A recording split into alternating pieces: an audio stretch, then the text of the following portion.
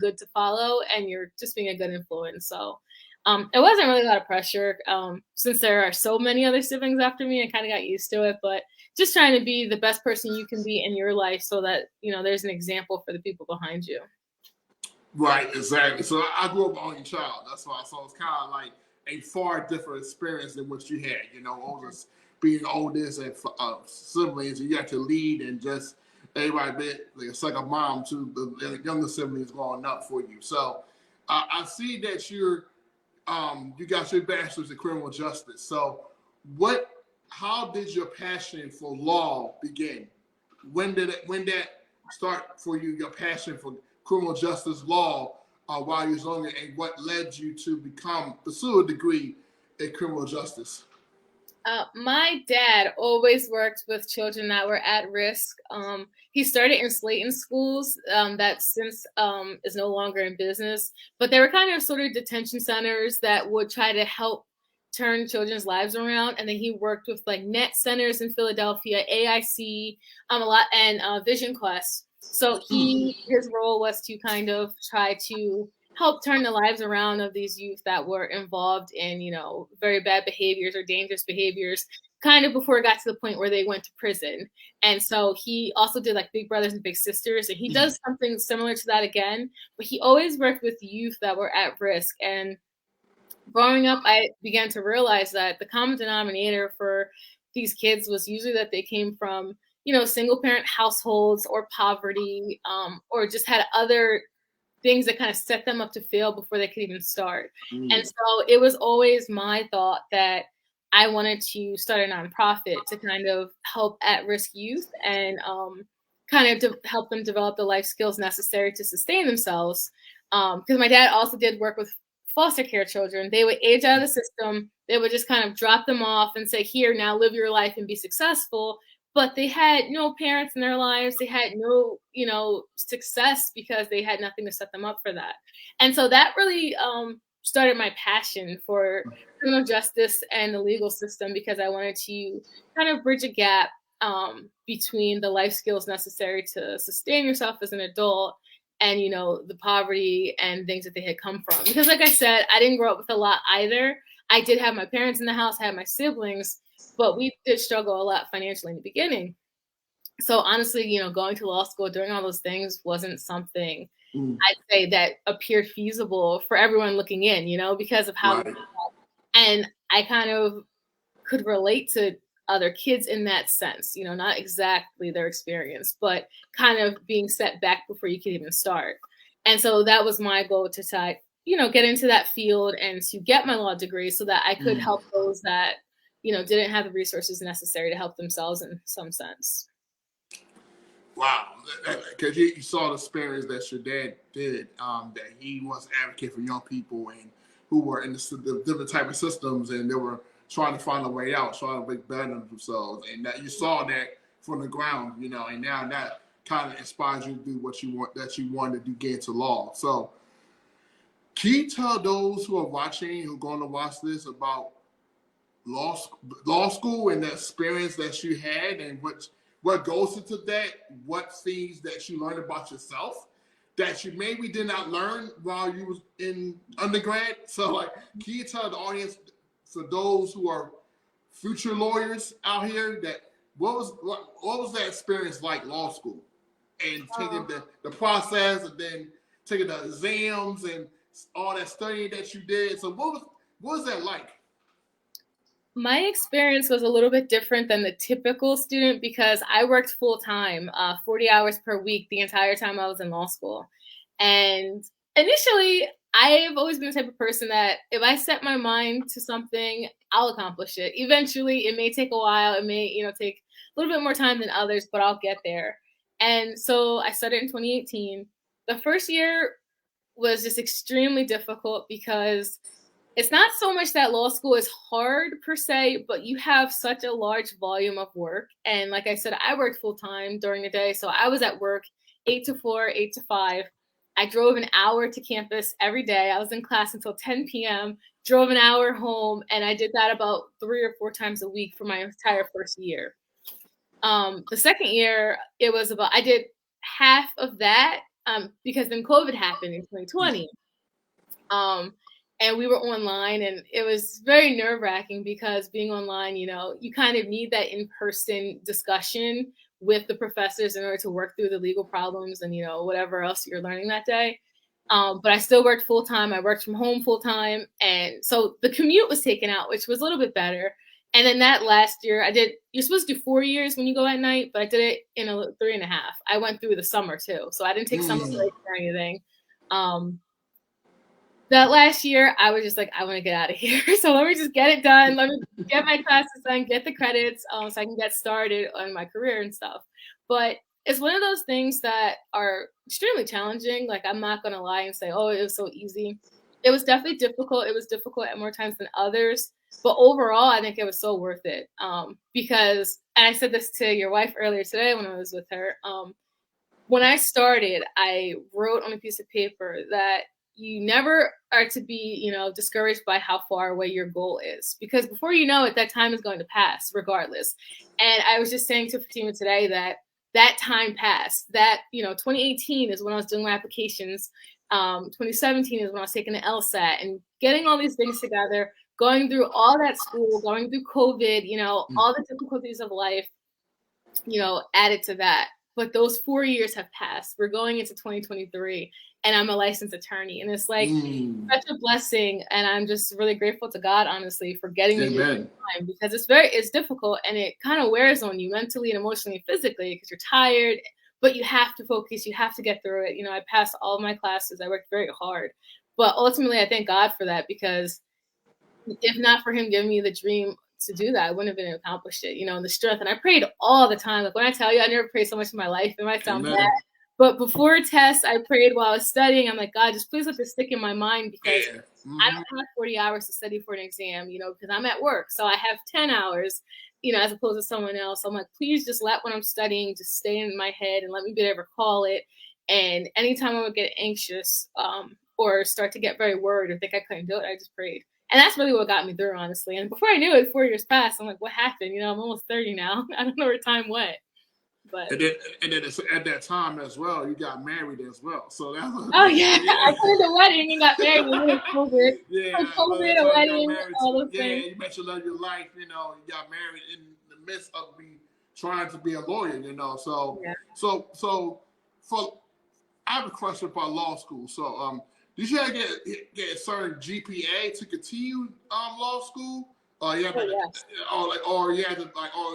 or you didn't survive? You had to get a certain GPA or certain grade average to keep going to different classes or different things that you had to do to become a lawyer?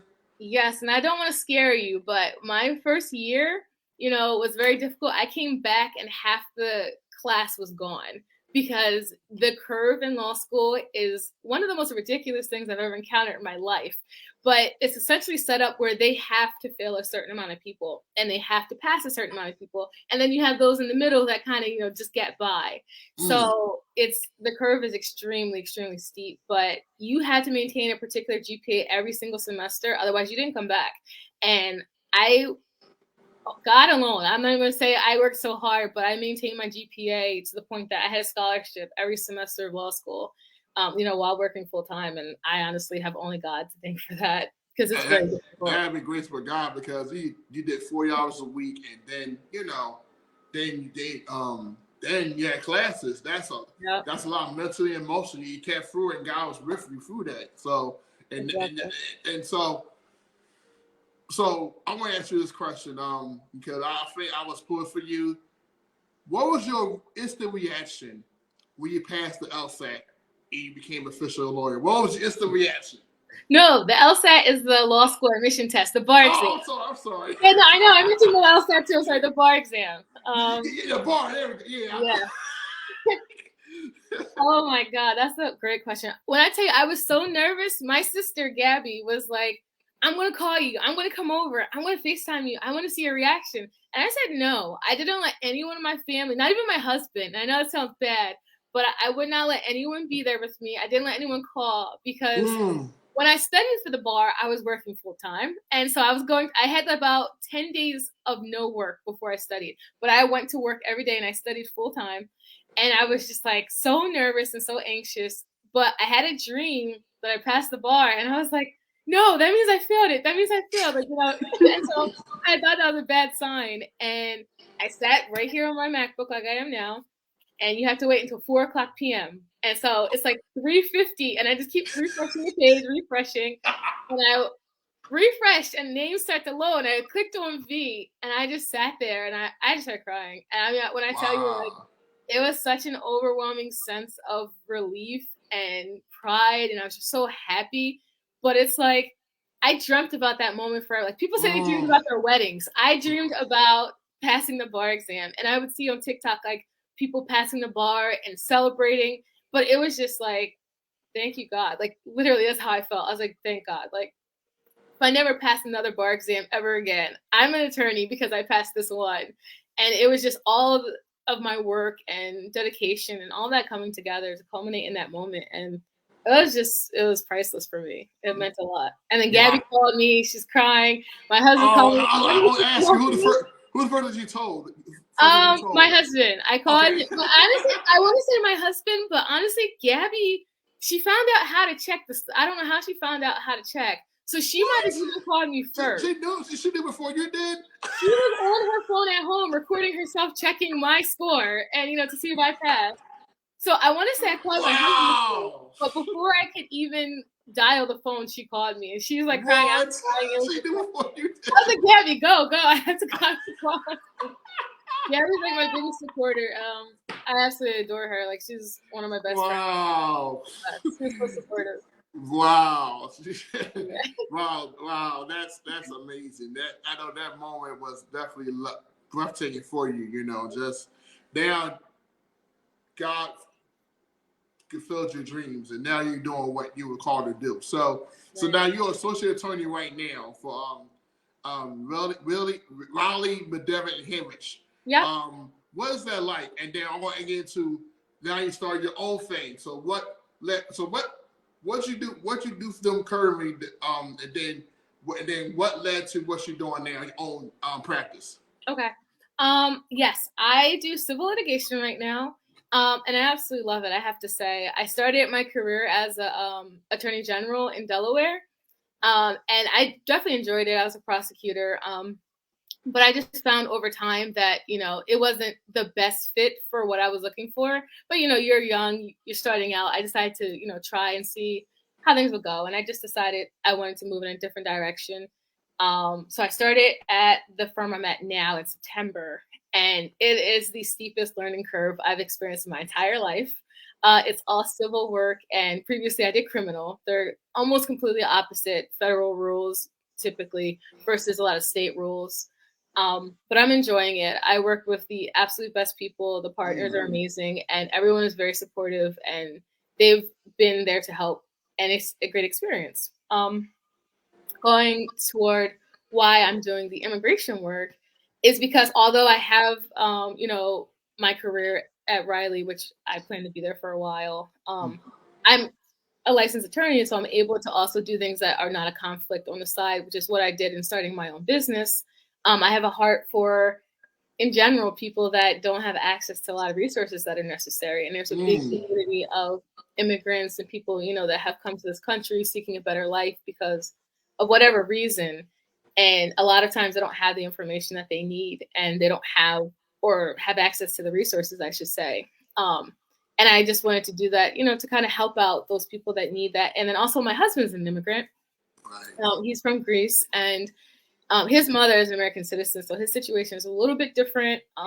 But there are a lot of people that their parents didn't come to this country and they were born here, and there's a lot more difficulty, and there's also just like different connotations or stigmas about immigrant people, and I just kind of want to work to change that and just be a resource to people that need it. And that's definitely a big thing, and I'm proud you do that because that's a lot of resource people can go to like yourself that help with immigration and matters, things like that. So we definitely going to spread the word about that, about you and what you're doing, because that's a big deal. You know, we're going to support hope me and Gabby, Fatima will support you and gain the people that you need. They'll come to you. You know what I mean? Right. Help you in Thank you. those matters because it's so important. Because it's so important, especially immigration and stuff going on in our country. It's been crazy. So I want to ask you this. I know you're a busy woman. Have you been following the Brittany Griner case? Yes. So, what was I want you to know? What was your reaction to that? Her finally being free on Thursday. My first concern was for her mental health. Honestly, after, I just can't imagine the terror associated with being detained in a foreign country. She probably couldn't speak the language. She didn't have access to, the people that she typically would. And just the fear of not knowing when or if you're going to get out. So I was more so just concerned. I saw a few pictures and, she didn't look that bad, like, as far as like how she felt, but you can't interpret but so much from a photo. And I was just hoping that, whoever is around her is going to make sure that she has the help that she needs to kind of get through that, express her feelings and, work through that. Cause that's such a traumatic experience. I can't imagine, what she felt going through that. Yeah, because I know the criminal system, and she was there. They did put a swap and all that stuff like that. So it was a crazy time. It was a crazy situation. But I'm glad she's out, and the people in Biden's administration did a lot of litigation work to get her. It was a lot of work. It was a lot of work and a lot of emotions, and I'm glad she did that. So.